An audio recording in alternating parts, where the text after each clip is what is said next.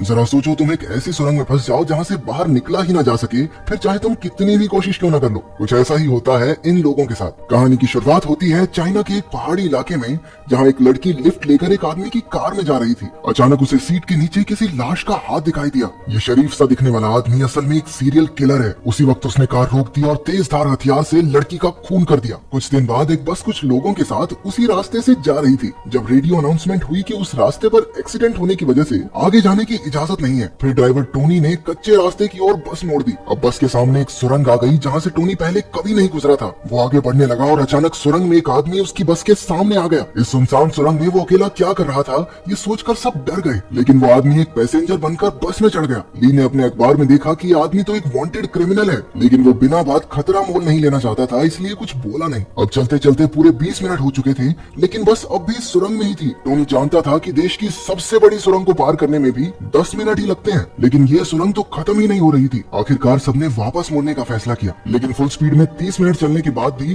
वो शुरुआत तक पहुंच ही नहीं रहे थे। ये एक अंधेरी सुरंग थी जिसका कोई अंत नहीं था। सब डर कर बस से नीचे उतर गए। अचानक जिंग को अपना फोन जमीन पर पड़ा दिखा, जो उससे गलती से सुरंग की शुरुआत में गिर गया था। अब ये साफ हो चुका था कि ये कोई आम सुरंग नहीं है। ली ने आगे बढ़कर कहा कि उन्हें चलकर बाहर का रास्ता ढूंढना चाहिए, लेकिन घना अंधेरा होने की वजह से वहाँ कोई भी आसानी से गुम हो सकता था, इसलिए जिंग ने उसे अपना ऊन का गोला दिया। ली एक हिस्सा लेकर आगे बढ़ने लगा और दूसरा हिस्सा वॉन्ग नाम के एक दूसरे पैसेंजर के पास था। तभी सुरंग वाले अनजान आदमी ने कहा कि वो भी ली के साथ चलेगा। उस आदमी का नाम चियान है। कुछ देर बाद वहाँ धुंध पड़ने लगी और बस के लोगों को दूर से 2 आदमी उनकी तरफ आते दिखाई दिए। सब उनका सामना करने को तैयार थे, लेकिन ये कोई और नहीं बल्कि ली और चियान ही थे। वो सुरंग बिल्कुल सीधी थी, लेकिन फिर भी न जाने कैसे लोग घूमकर एक ही जगह पहुंच जाते थे। अब वो फंस चुके थे, इसलिए ली ने सारी खाने पीने की चीजें सभी लोगों में बांट दी। अब चारों आदमी फिर से रास्ता ढूंढने निकले, जबकि औरतें और बच्चे बस में ही रुक गए। थोड़ी देर बाद जिंग ने देखा कि सिर्फ 30 मिनट में ही उनकी बस पर धूल जम चुकी थी। घबराकर उसने सबको उठाया और बस से बाहर ले आई। उधर चारों आदमी भी एक बार फिर से वहीं पहुंच गए।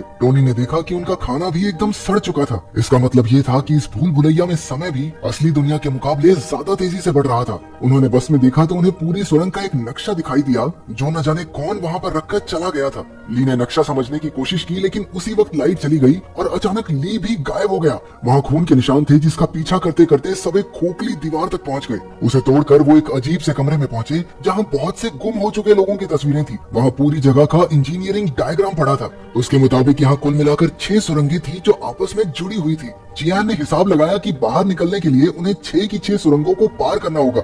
उसके मुताबिक इसी कमरे में दूसरी सुरंग का रास्ता मिलेगा। कमरे में उन्हें एक अजीब सा कैलेंडर भी मिला, जिस पर सिर्फ 15 जुलाई की ही डेट थी। चियान ने उसे फाड़ दिया और उसके पीछे एक खुफिया दरवाजा मिला। उनके जाने के बाद कमरे के टीवी में एक औरत दिखाई दी, जो एक छोटी सी गुफा में कैद थी। इसके बाद वो सब दूसरी सुरंग में पहुंचे, जहां उन्हें उसी जगह पर अपनी बस मिली। लेकिन बस को देखकर ऐसे लग रहा था मानो वो महीनों से वहां खड़ी हो। बस में उन्हें अचानक से नूडल्स मिल गए, लेकिन टोनी ने बंदूक की नोक पर खाने पर कब्जा कर लिया। क्योंकि यहाँ पर समय बहुत तेजी से बढ़ रहा था, इसलिए सबको बहुत जल्दी भूख लग गई, जिसकी वजह से वो जानवरों की तरह बर्ताव करने लगे। सैरा नाम की एक पैसेंजर, जो पेशे से एक मॉडल थी, खाने के लिए टोनी के साथ जिस्मानी संबंध बनाने को तैयार हो जाती है। वैंग ने चुपके से एक नूडल्स का पैकेट चुरा लिया, लेकिन टोनी ने उसी वक्त उस पर हमला कर दिया। अंधेरे में अचानक से कोई पीछे से टोनी का खून कर देता है और बाकी सब बस देखते ही रह गए। वॉन्ग की नजर बस के नीचे एक गटर के ढक्कन पर पड़ी। उसके अंदर जाने पर वो सभी एक और अजीबोगरीब कमरे में पहुंच गए। इस बार टीवी पर वो लड़की धीरे धीरे गुफा में डूब रही थी। ग्रुप को एक बार फिर वही कैलेंडर दिखा,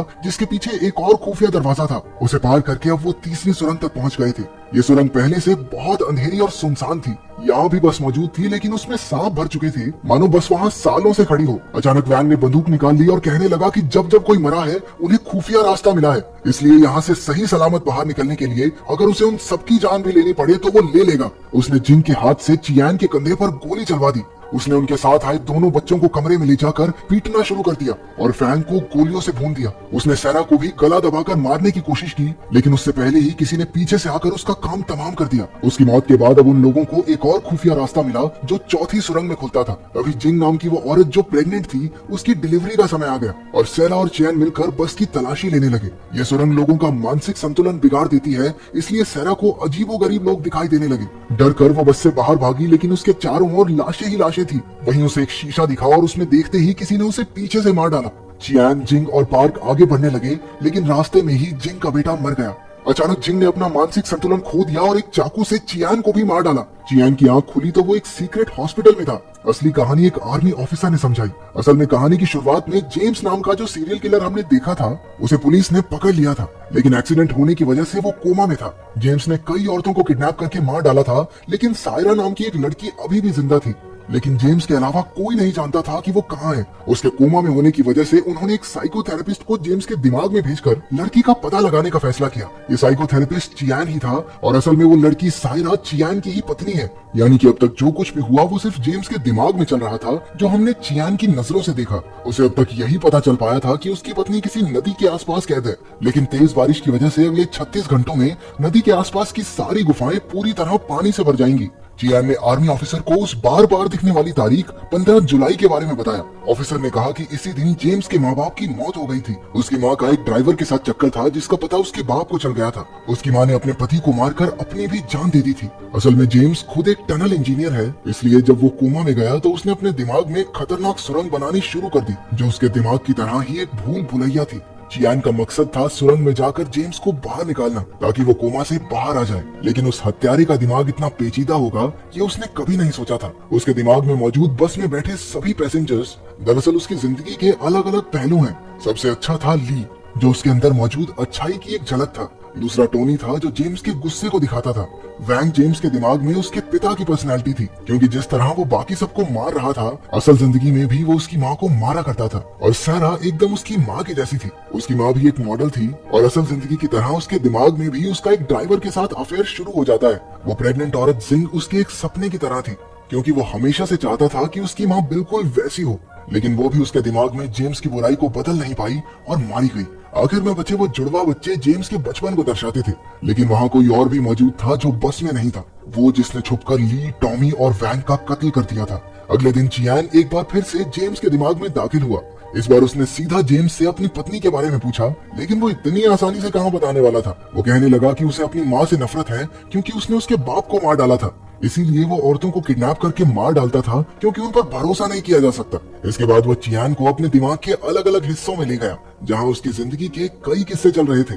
चियान ने जेम्स के नादान बचपने से भरे हिस्से पार्क से बात करनी चाहिए, लेकिन उसकी बहन फैंग ने उसे सायरा का पता बताने से रोक दिया। इसके बाद चियान एक सिनेमा हॉल में पहुंचा, जहां आखिरकार उसे सुरंग में हुए कत्ल करने वाला आदमी मिला। ये कोई और नहीं बल्कि चियान खुद ही था। इसका मतलब था कि जेम्स का दिमाग इतना शैतान था कि जो भी उसमें झांकता वो खुद भी एक कातिल की तरह सोचने लगता। शैतान चियान ने बताया कि वो सायरा को बचाना नहीं चाहता, इसीलिए उसने एक एक करके सुरंग में सबका खून कर दिया और नए जन्मे बच्चे को भी मार डाला। इसके बाद वो असली चियान को एक अंधेरी जगह पर ले आया, जहां उनका आखिरी मुकाबला होगा। जल्द ही जबरदस्त लड़ाई शुरू हो गई, लेकिन जैसे ही असली चियान जीतने वाला था, एक और शैतान चियान वहां आ गया, जिसका सीधा मतलब ये था कि शैतान कभी मरेगा नहीं। उधर बारिश काफी तेज हो रही थी और पानी अब सायरा की गर्दन तक पहुंच चुका था। तभी असली चियान के दिमाग में एक आइडिया आया, अगर वो अपनी जान दे दे तो उसके साथ साथ उसकी बुराई भी खुद ब खुद मारी जाएगी। उसका प्लान काम कर गया और जेम्स के दिमाग से बुराई का नामो निशान मिट गया। इसके साथ ही हॉस्पिटल में जेम्स कोमा से बाहर आ गया और उसने तुरंत पुलिस को सायरा का पता बता दिया। आखिरकार सायरा को तो ऐन मौके पर बचा लिया गया, लेकिन चियान कभी नहीं उठा। वो अब उसी सुरंग में हमेशा के लिए कैद हो चुका है।